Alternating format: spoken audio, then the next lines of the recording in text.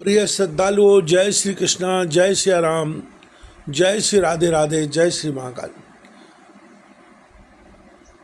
इस समय श्री हरि मस्तिष्कहीन हो गए हैं।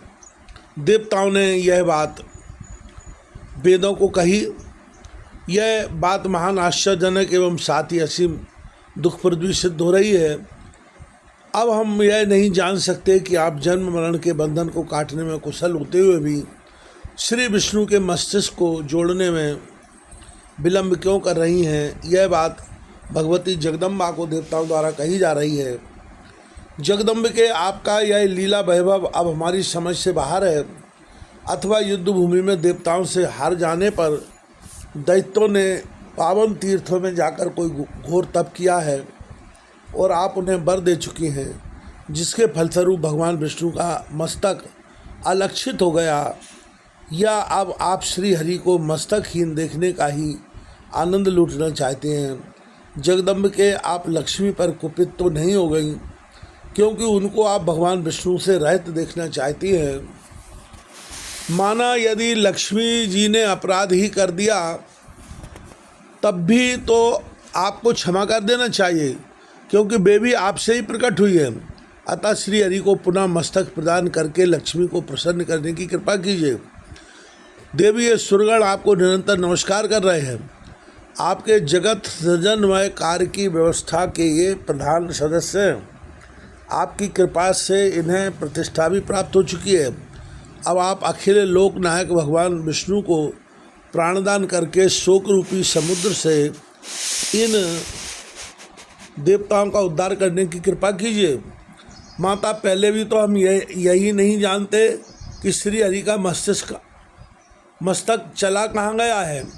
यह तो बिल्कुल निश्चित है कि आपकी कृपा के बिना और कोई उपाय नहीं है। देवी, आप जैसे अमृत पिलाकर देवताओं को जीवित करने में निपुण हैं, वैसे ही अब जगत को भी जीवित रखना आपका कर्तव्य है। सूत जी कहते हैं, इस प्रकार जब अंगों उपांगों सहित वेदों ने भगवती जगदम्बिका का स्तवन किया, तब वे गुणातीत मायामयी देवी अत्यंत प्रसन्न हो गई। फिर तो देवताओं को लक्ष्य करके आकाशवाणी होने लगी। प्रत्येक वाणी कल्याणमयी थी, सभी शब्दों में सुख भरा था। वह वाणी इस प्रकार थी, देवताओं, अब तुम्हें चिंता करने की आवश्यकता नहीं है। शांत चित्त होकर अपने स्थान पर विराजमान हो जाओ। वेदों ने भली भांति मेरी स्तुति की है, अतः मेरी प्रसन्नता में किंचित भी संदेह नहीं रहा। जो पुरुष मृत लोक में मेरे इस स्तोत्र को भक्तिपूर्वक पढ़ता है अथवा पढ़ेगा, उसे सभी अभिष्ट वस्तुएं सुलभ हो जाएंगी। ऐसा भगवती जगदम्बा देवताओं को कह रही हैं। आगे भगवती कहती हैं, जो श्रद्धालु मानव तीनों लोक में अथवा जो श्रद्धालु मानव तीनों काल में सदा इसका श्रवण करता है, उसके सभी शोक शांत हो जाते हैं और वह सुखी हो जाता है। मेरा यह वेद प्रणीत स्तोत्र निश्चय ही वेद तुल्य है। अब तुम लोग श्री हरि के छिन्न मस्तक होने का कारण सुनो।